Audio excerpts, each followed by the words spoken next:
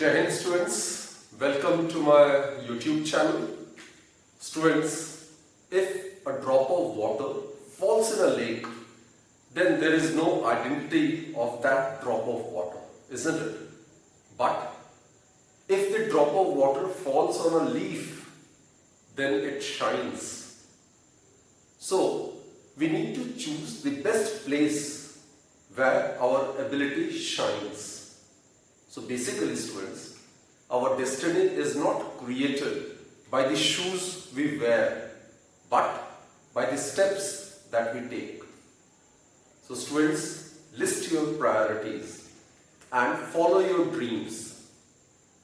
Try to do what your heart desires for. Try to do those things which you enjoy doing, and that way your life will be very, very simple and you will shine in whatever you do. So students, with that note, let's start today's session. Today we will be discussing some numericals based on the topics which we have done in the earlier lectures, right? And before we deal with these three selected numericals, we need to do an additional topic, and that is Gauss's law in magnetism. And before that, we need to discuss the term magnetic flux. This term we will discuss in the next unit as well. But flux, as we have discussed in electrostatics as well during electric field, electric flux, that flux is a term associated with a surface. Now when a surface is held in a region of magnetic field, then the total magnetic field lines crossing through the given surface normally, that is perpendicularly, that gives the measure of the magnetic flux, right? And mathematically, magnetic flux, it may be denoted by B stands for magnetic and this is flux. It is given by the scalar product of magnetic field and the area vector, right? And for any closed surface, the magnetic flux is given by closed surface integral of the magnetic field, that is B vector dot ds vector. This is a small area vector under consideration.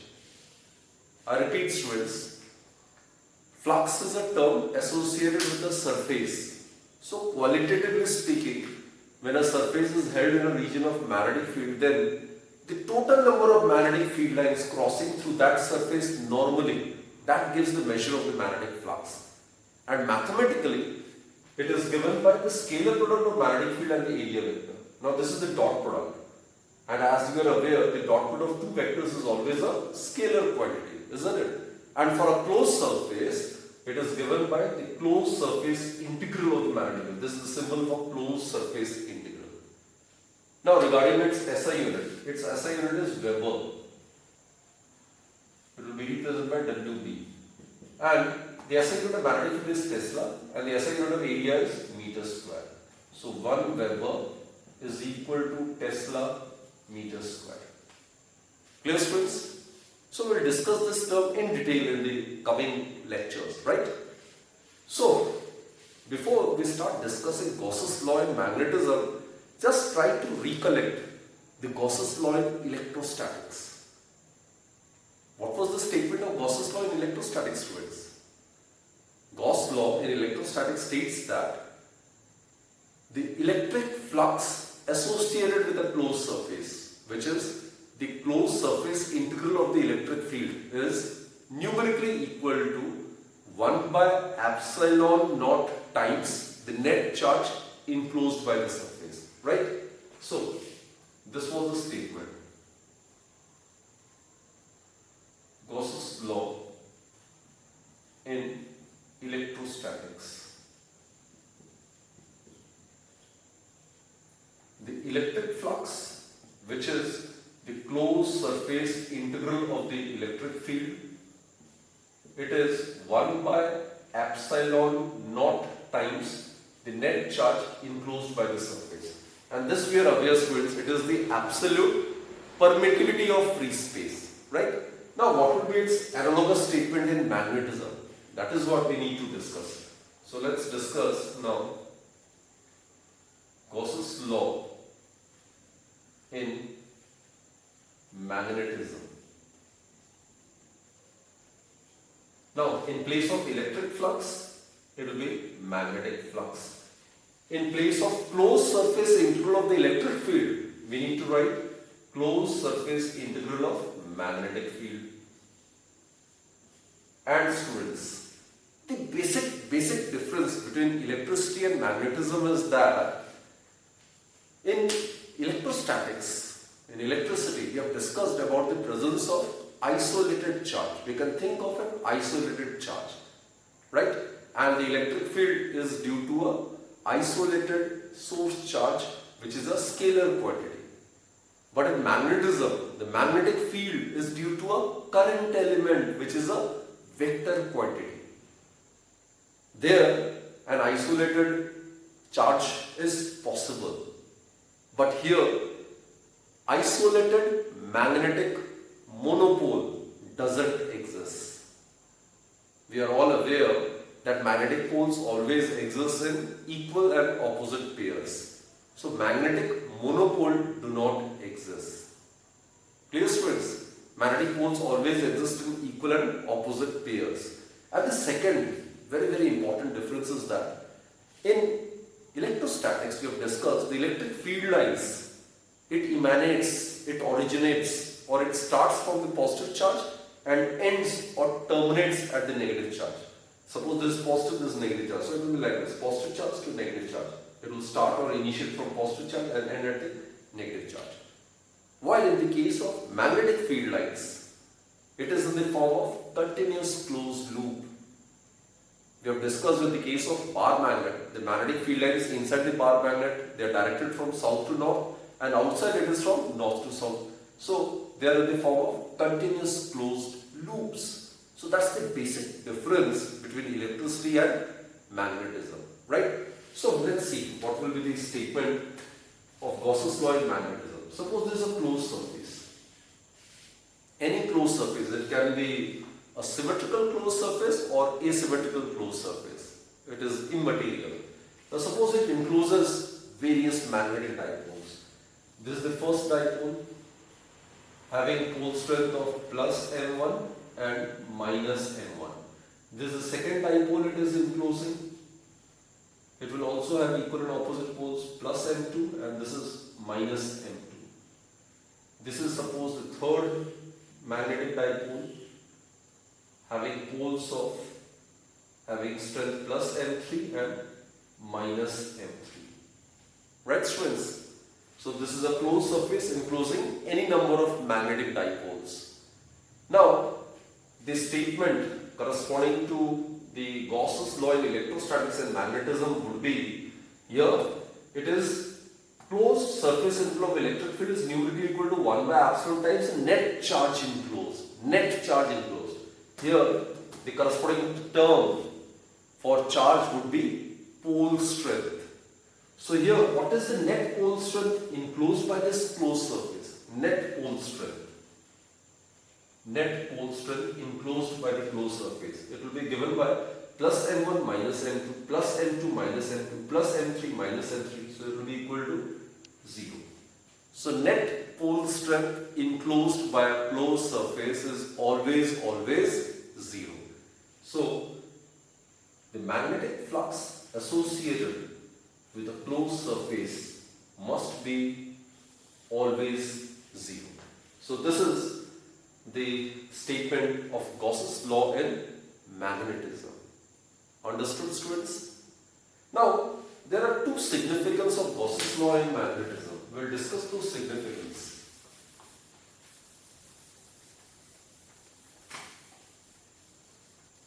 So, significance.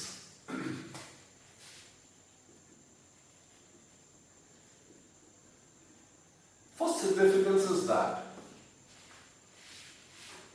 significance is that magnetic monopole do not exist. From Gauss' law in magnetism, it can be safely concluded that magnetic monopole do not exist. Magnetic monopole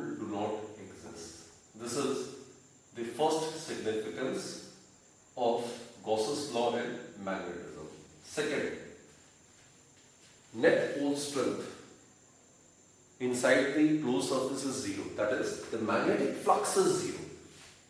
What it actually means is the total number of magnetic field lines entering the closed surface must be exactly equal to the number of magnetic field lines leaving that surface, right? So, number of magnetic field lines entering a closed surface is equal to the number of field lines leaving that surface. So these are the two significance of Gauss law in magnetism. So let me repeat, students.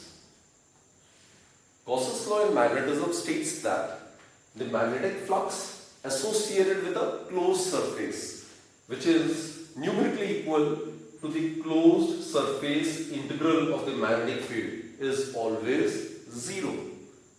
And from this statement we conclude that magnetic monopole do not exist. That is, magnetic poles always and always exist in equal and opposite pairs. And secondly, students, the number of magnetic field lines entering a closed surface must be exactly equal to the number of field lines leaving that particular surface.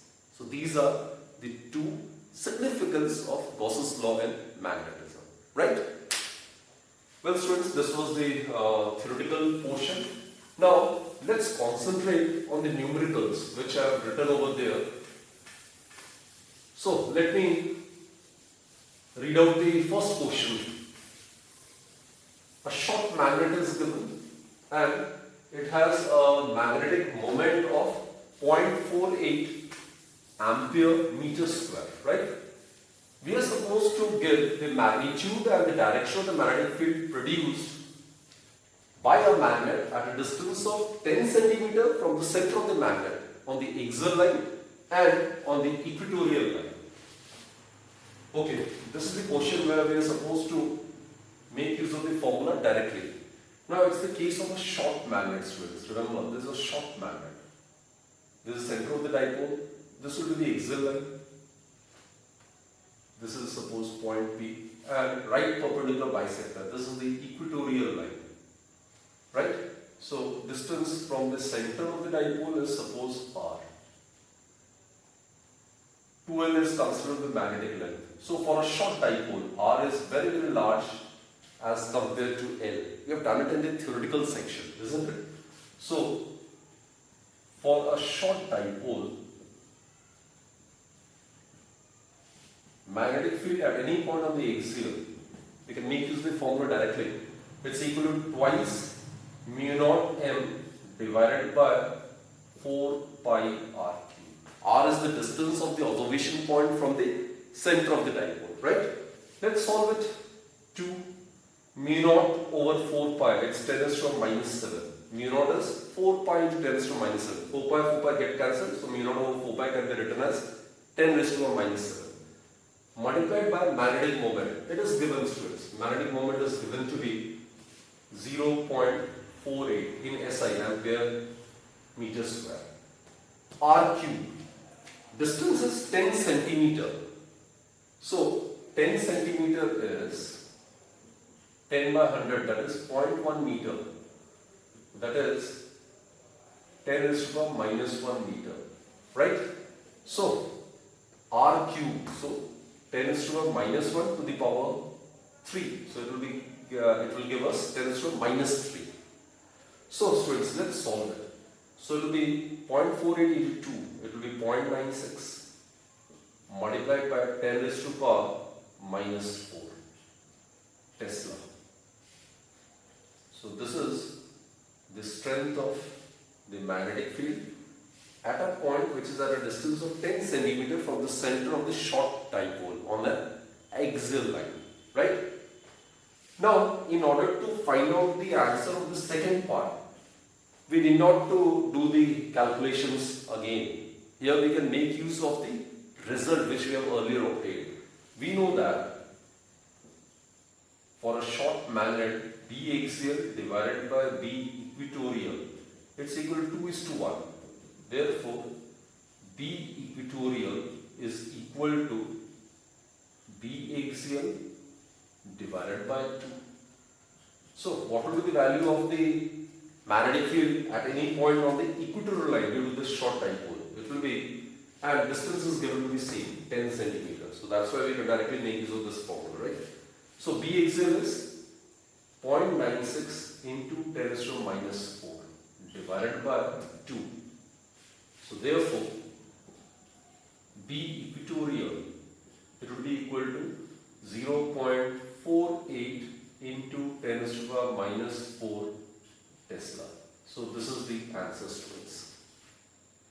Now, we are also supposed to find out the direction. Now, this we are aware. B axial, it is always directed along the direction of the magnetic moment, that is from south to north. If this is south, this is north, so magnetic moment is along this direction, isn't it? So, at this point, B axial will be along this direction. While at this point, magnetic moment is along this direction, but B equatorial will be in the opposite direction. This is B equatorial. So basically what I mean to say is that, students, B axial is directed from south to north. That is along the direction of magnetic moment or along the direction of magnetic length. B equatorial, its direction is opposite. Its direction is from north to south. That is in a direction opposite to that of the magnetic moment or opposite to that of the direction of magnetic length. So now the answer is complete, both in terms of magnitude as well as in terms of direction. So students, we are over with question number 1 then. Let's attempt question number 2. It's a question based on the torque experienced. Now here it is given that a magnet, or rather a magnetic dipole, is under the influence of two magnetic fields, and those two magnetic fields are inclined at an angle of 60 degrees with each other. Now, strength of one of the magnetic field is given to be 1.2 into 10 raised to minus 2 Tesla, and the magnet comes to stable equilibrium, making an angle of 45 degrees with this field. We are supposed to find out the magnitude of the other field. So let us first try to represent this question diagrammatically. Okay, this is one of the magnetic field V1. Suppose its strength is given. It is 1.2 into 10 raised to power minus 2 Tesla. There is another magnetic field. Suppose this other magnetic field. This is V2, whose strength is to be calculated. The angle between them is given to be 60 degrees. It is given, students, right?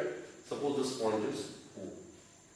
Now the question is, a dipole is under the influence of these two fields inclined at an angle of 60 degrees with each other. If the strength of one of the field is 1.2 into 10 raised to minus 2 Tesla, and the magnet comes to stable equilibrium, making angle of 45 degrees with this field. Okay, suppose this is a dipole. This is the axis of the dipole. Okay, this is the dipole, suppose.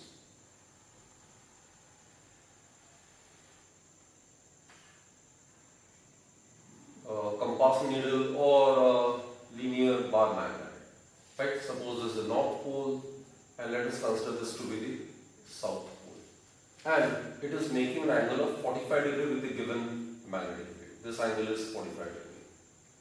So this angle would be 15 degrees, isn't it? We are supposed to find out the magnitude of the other magnetic field. So what to do is, we are aware, students, whenever a magnet or a magnetic dipole or a bar magnet is under the influence of magnetic field, then it experiences a torque, right? And the formula for that torque is mb sine theta. This is the master formula to be used. Theta is the angle between the magnetic moment and the magnetic field. So here the magnetic moment is along this direction, south to north. This is the direction of the magnetic moment, right? This is the direction of the magnetic moment. So students, let's consider magnetic field B1. Forget about B2. Just consider the bar magnet to be under the influence of magnetic field B1, right? So we are aware due to this B1 magnetic field, this dipole will experience a torque, the torque always tends to align the dipole along the direction of the magnetic field. So if this is the dipole under the influence of magnetic field B1, it will experience a torque which will tend to rotate the dipole along the direction of B1. So it will tend to rotate it about its center, that is point 2, in the clockwise direction. So torque would be M, magnetic field strength is B1, sine theta is 45 degree, and it will rotate the dipole in the clockwise direction. Clear, students? Okay. Now consider the effect of magnetic field B2. Now B2. This dipole is also under the influence of this magnetic field. So this dipole under the influence of this magnetic field will again experience a torque which will tend to rotate the dipole about 0.2 along the direction of B2. That is, it will tend to rotate the dipole in the anti-clockwise direction, right? And what about this torque? It will be M, same bar magnet, so its magnetic moment would be same in both the cases. Now it is under the influence of magnetic field B2. Sine, what's the angle between these two? M and B2. The angle between them is 15 degree. And it will tend to rotate it in the anti-clockwise direction, like this. Anti-clockwise direction. So at equilibrium, students, these two torque will be equal in magnitude and opposite directed. So it will be in stable equilibrium position, isn't it? So at equilibrium,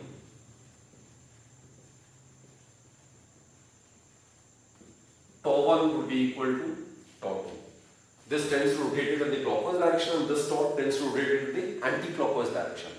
If both are equal and being opposite effect, they will tend to cancel out the effect of each other. So tau 1 is equal to tau 2. So let's substitute the value. So MB1 sine 45 degree is equal to MB2 sine 15 degree. M get cancelled.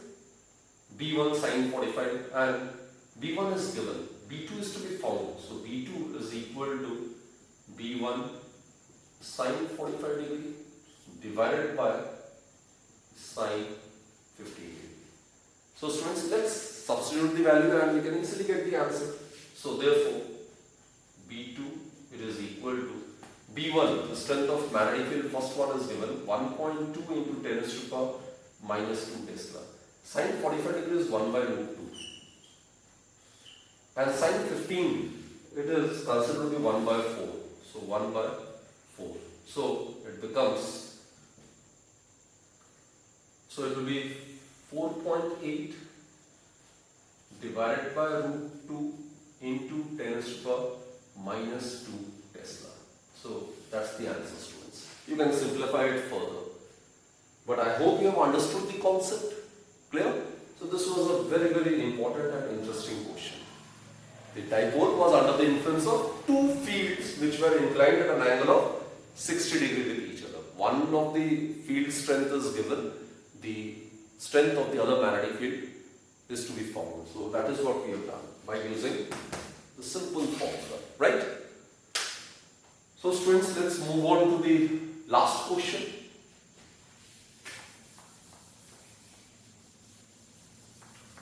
Again, let me read the question for you. A closed wound solenoid of 1000 turns and cross-sectional area 2 into 10 raised to power minus 4 meters square carries a current of 2 ampere. And as we are aware, current carrying solenoid, it will act as a magnetic dipole. So this closed wound current carrying solenoid should be treated as a magnet. It should be treated as a magnetic dipole. So what are the given informations? Number of turns, it's given to be 1000. Cross-sectional area, it's given to be 2 into 10 raised to power minus 4 meters square. And current, it's given to be 2 ampere, right? Now students, it is placed with its horizontal axis at 30 degree with a uniform magnetic field. This is the magnetic field of strength 0.16 Tesla, and the solenoid is placed like this. This will be treated as a magnet. Suppose this is south and this is north pole, so its magnetic moment will be directed along this direction. This is the direction of magnetic moment. So this angle, it is given to be 30 degree. Okay, let's concentrate on the first part then. We are supposed to find out the torque experienced. So formula for the torque is mb sine theta. Theta is the angle between the magnetic moment and the magnetic field. And over here, for a current carrying solenoid, the magnetic moment is given by ampere turns Ni into area of the loop, B sine theta. So let's substitute the value. Number of turns is 1000, that is 10 raised to 3. Current is 2.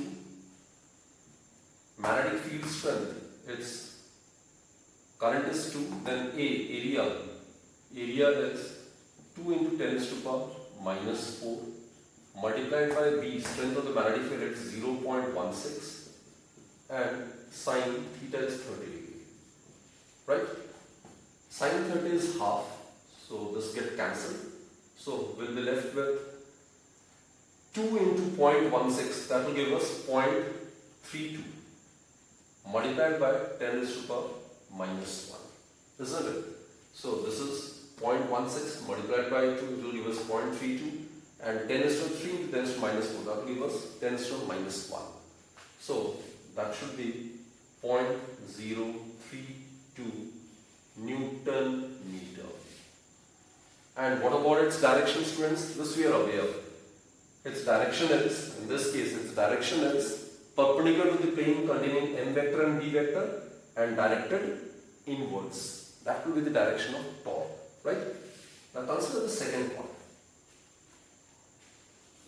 Find the work done to displace the solenoid from its stable orientation to its unstable orientation. Now the formula for the work done is, students, mb cos theta 1 minus cos theta 2. Initially, the solenoid is in the stable orientation. Stable orientation means it must be placed along the direction of the magnetic field. The solenoid must be placed like this, so as to have stable equilibrium orientation. So initial angle must be 0 degree. And finally, it is to be oriented from or displaced from its stable orientation to unstable orientation. So unstable orientation is, students, this angle. So this is the magnetic moment, this is the magnetic field. So when the dipole is placed in a direction opposite to that of the magnetic field, then that orientation corresponds to the state of unstable equilibrium, right? So theta 2 must be 180 degree. So let's substitute this value. So work done, it will be equal to M, magnetic moment, it's Nia, ampere turns into area of the loop, B cos 0 minus cos 180 degree. NIAB, we have already solved it, so let's solve it again. N is 1000, current is 2 ampere, area is 2 into 10 raised to power minus 4, magnetic field is 0.16, cos 0 is 1, cos 180 degrees minus 1, so minus minus it will become plus 1, so 1 plus 1 it will give us 2. Clear? So what do we get?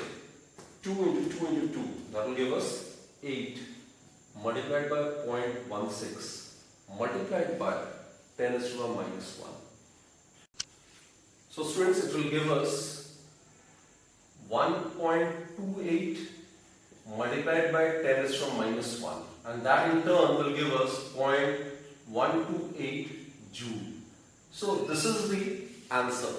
So 0.128 joule of work is required to be done in displacing this current carrying solenoid from its orientation of stable equilibrium to unstable equilibrium. So I hope students you have understood these three questions along with the theoretical topic of Gauss's law in magnetism. So I hope you will thoroughly revise these topics and will do more such numericals, right? So that's it for this particular session. Do join me in my next lecture. Thank you so much.